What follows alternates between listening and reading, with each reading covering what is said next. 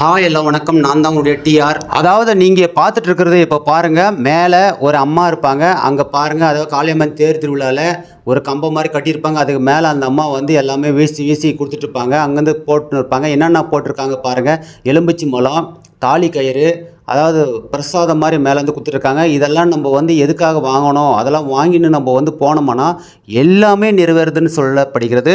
நம்ம வீட்டில் எடுத்துன்னு போயிட்டு எலுமிச்சை மலத்தை வச்சோம்னா இவங்க கொடுக்குறது ரொம்ப சக்தி வாய்ந்த எலுமிச்சை மலம், எல்லாமே நிறைவேறுகிறது அப்படின்னு சொல்லப்படுகிறது. சுமாராக அந்த அம்மாவை பாருங்கள், மேலே எவ்வளோ உயரத்தில் இருக்கிறாங்கன்னா குறைந்தது ஒரு 50 அடிக்கு மேலே இருக்கிறாங்க. அவ்வளோ ஹைட்டில் இருந்து அவங்க எல்லாமே வந்து கொடுத்துட்ருக்காங்க. தூக்கி போடும்போது அதை வந்து நம்ம பிடிச்சிக்கணும், இல்லை வந்து எல்லார் கையில் கிடைக்கும்.